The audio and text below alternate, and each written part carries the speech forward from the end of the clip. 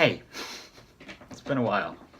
Not just since my last video, but since the last time I made a video with me sitting in my room talking to the camera, which is just my phone propped up on my laptop. New desk and everything. People have been asking when the next video is coming out. Specifically when the next Flappy Cat video is coming out. And I do feel bad that I haven't made anything since the end of year slideshow at the end of the school year, but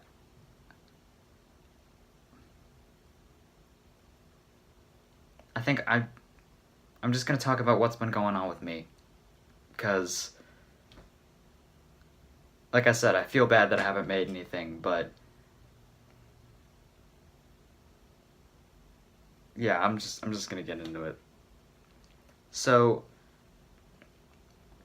in the spring, towards the end of school year last year, I lost a very important person. Not so much lost as I kind of realized they were never really there to begin with. I've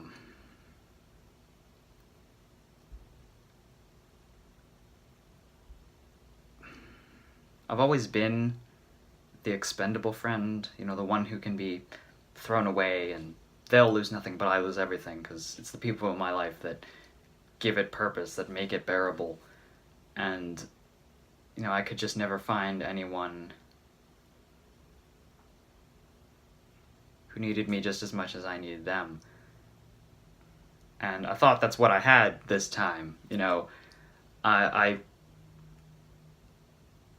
keep a lot of this stuff to myself. I'm kind of a hopeless romantic, but not necessarily in a romantic sense. And what I mean by that is, obviously, I want to find my soulmate. That's one of my life goals. But also, I don't want to say attached, but like I said, it's the people that are the most important to me. And I've always sort of had this other half figure in my life, whether it was a romantic interest or a best friend or even an honorary sibling at one point. And I do a lot of like soul searching and introspective thinking, and I did realize that I do have a little bit of a dependency issue. Whenever someone important would leave my life, I just replace them with somebody else, and I've stopped doing that. I've recognized that, and I've dealt with that. But like, when someone is the center of your world, they kind of infiltrate every aspect of it, and when you have to let that go, it just kind of rips bits and pieces out of everything that you know. And especially when you have that dependency thing, like I did. And I gave a whole speech, because a lot of it was communication, and it was for my speech class, because the topic I chose was communication and how flawed it is, and I opened it with my own personal story about, you know, how words can mean different things to different people. And this person who was my best friend, we both had different definitions as to what that meant.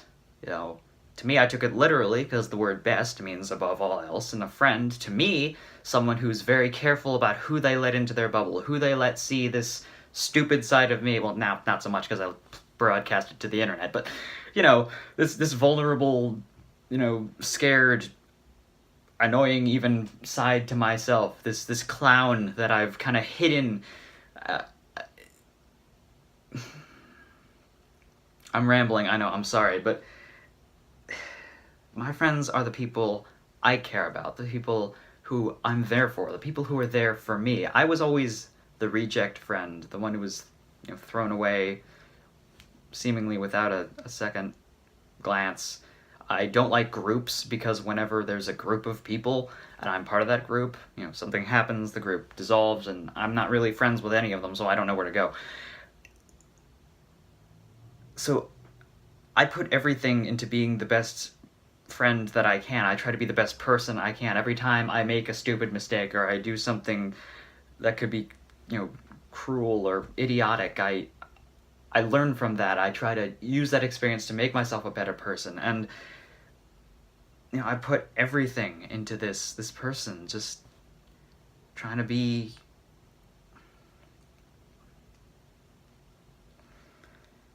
But, they didn't want that. And it just kind of broke me. Because when your world revolves around someone, and then the next thing you know, they're just not there, They didn't want my help. They couldn't be there for me, and caring about them the way I did would just be constantly worrying about problems I could never do anything about.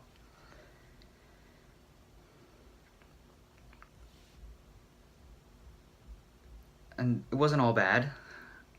Through that experience, I realized who my real friends are, who the people who do have my back, the people who would accept, someone who wants to help, who wants to be there, someone who would be willing to walk through hell with anyone just to make their life easier.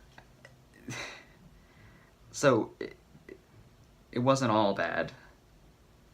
Like I said, I recognized that dependency issue. I let that go, but it still really screwed me up in the beginning. And like I said, I'm a very introspective person. I think things through. I normally let my heart take charge, but when I'm emotional and impulsive, I leave my mind to do most of the deciding, because I know what the right thing to do is. I know what the smart thing to do is. I just, and I recognize what urges, impulses, thoughts, ideas are coming from my body, from my heart, from my mind. And I usually know, the mind is usually the smart one there. But after that, no one had ever been that important to me before. And I slumped into a little bit of a depression. Worse than any of the others. I'm fine. Fine now. Like I said. True friends. But I just felt so lost and alone, and like my life purpose is to be someone who's there to help, and not everybody wants to be helped. And when the most important person to me didn't really want me there, it was like I had no meaning. All my insecurities just became a lot more real, because this gets a little bit confusing.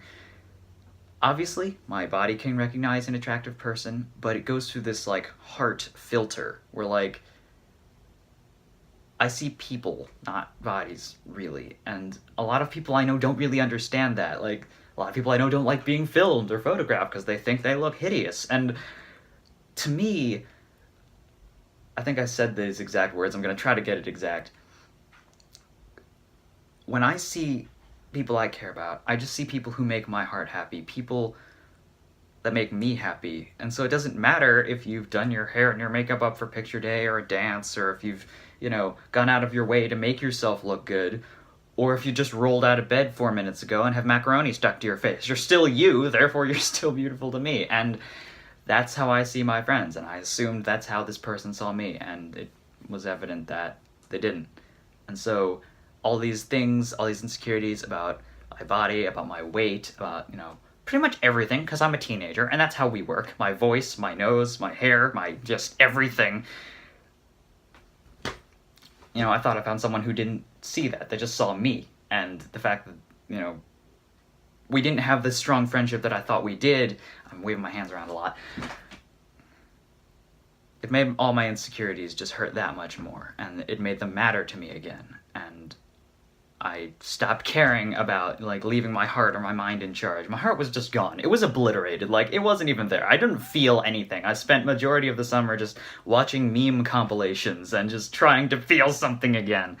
And I made a lot of stupid decisions, and I even drove away another very important person. And that is probably, like I said, most of my life experiences I see as experiences. Even the bad ones, even the mistakes, are things that I could learn from. But there's two things that I've done in my life that it's just what did I get out of that? it was something stupid, and they are the only two real regrets I have. One of them was I practically lived in this like fantasy world where I was this hero and no one knew about it, but it was good enough for me because, like I said, it made me meaningful. I was this, I'm not going to get into it because it's stupid, but let's just say it involved aliens and magic and all this other interdimensional crap, and I really hated who I was then because nobody liked me, but I really hate who I was then now because I did that, and I lied to a lot of people that I really did care about, and that's probably one of the things. But the other thing, let's just say there was a night that I should have just turned around and gone home. And it was because I was emotional, and I wasn't listening to my brain. I wasn't, my heart was who knows where, and I was just in a really bad place. And every step of the way, it just seemed like the universe was reminding me that I'm alone. I don't have this other half. I mean, she might be out there somewhere, but I don't know who she is. And maybe it's a good thing I don't know who she is yet, because I'm still building who I am. And I'm not going to get into my, puzzle piece philosophies, but my puzzle piece is not complete. And it's not going to click with whoever has the other half until the piece is chiseled out into the right shape, until I become who I'm supposed to be for that person, and vice versa. But still, it hurt like hell, and it was not fun. So I had that to worry about emotionally. And to set a record straight, I know in my head I am not alone. I have 3 of the best friends that I have ever had. And the more I hear about other people's families, honestly, the gladder and gladder I am that I am in the family that I am. That was a lot of I ams. Just people have a lot of family issues, and I could not ask for, a better family. We don't have political arguments. We don't have, abusive people in the family. We don't have people with drug or alcohol issues. We're just, I'm very lucky, and I recognize that in my head, but in my heart I still I tell my mom practically everything. My dad doesn't always understand what I'm talking about. He's a very analytical thinker, and I'm a very creative, artistic, spiritual, philosophical thinker. So, but we talk, we listen to podcasts when he's in the car, and it leads to discussions. We're not always on the same side, but, we have good relationships, and he's a very wonderful and hardworking man. He's always tired, and I feel bad because he does it for us, but, I know that I'm not alone. I just want to clarify that. And I'm in a much better place now. But the feeling it still was out there. And like I said, a lot of my insecurities, especially about my body, started coming back. I cannot gain weight. My metabolism is like that of a hummingbird. I burn through more calories, sitting here and waving my arms around than a normal person would, probably running in a circle for 20 minutes. Not only that, but I also, don't eat enough. And it turned out I was on the malnourished spectrum, and, so I was put on these meds to increase my appetite, and then there was this thing that was going on with my heart, where it was making this weird fluttery noise every time I'd lie down, and everything's fine. It was, turned out, we went to a cardiologist, whatever you want to call him. I had to wear a heart monitor. I had to wear 2 different heart monitors, because the first one didn't pick up anything. Of course, it happens straight for a week, and then the second I got the heart monitor, nothing. So I had to wear that for almost a month. Turns out it was a perfectly normal thing that happens, sleep deprivation, stress, and caffeine, which is essentially the recipe for being a teenager. So that was taken care of. Then I had that whole liver failure thing during one of our vacations. That wasn't fun. Again, everything's fine. I have some, problem where my liver produces too much of something or not enough of something else, and I have to stay away from Tylenol. That's all I really know. But it's just every part of my body was failing. But not that was a little bit extreme. I already feel like I am weak. So when my vital organs start being okay, I give up. I don't know what to do. It's not a good feeling. I wasn't really scared, because at that point I was kind of just life's gonna keep treating me like it's whoopee cushion. Might as well just go with it. I have kind of a very good go with the flow personality anyway. Unless I have to order a sandwich, then I have an anxiety attack. That's a different story. I am all over the place. So, there's that. So, health issues, emotional issues, and I'm now a junior in high school, so I don't have any free time, even to do the things I don't want to do. Like, scouting. I don't think I've been on a camp out or gone to one of the meetings in a really long time. I just have so much work, and I'm only taking one AP class, but, I'm an idiot, so, and I had this surgery on my nose, just one of my the septum, which is this middle part, was crooked, so I couldn't really breathe through one of the nostrils. So they fixed that. I had to have these two plastic things in my nose. They were like that big, I'm not even kidding. It was like the size of a nail filer when they took them out. But I can breathe now. I didn't realize I couldn't breathe, but now that I can breathe, I see how much of a problem it actually was. But because of that, I missed 3 days of school. And since I'm on an A-day, B-day schedule, where I have 4 classes one day, 4 classes the next day, I was so behind. I still have so much stuff to do, because it's the week before Christmas break. So, academics, physical body things, and emotional blah. This year has been a roller coaster of nonsense that I've had to put up with, and the video cut out. Right there at the end. Brilliant. Time to end the video. I don't know when the next video I'm gonna make is. Still in school. Not right now. Right now I'm on break, but I still have other stuff to catch up on. But I do plan to make more videos in the future. I have a lot of big ideas, a lot of small ideas. Definitely need to work with Floppy Cap more before I'm physically unable to do that voice. But again, not really sure. But you can look forward to stuff in the future. So, thanks for listening, and I'll see you when I do.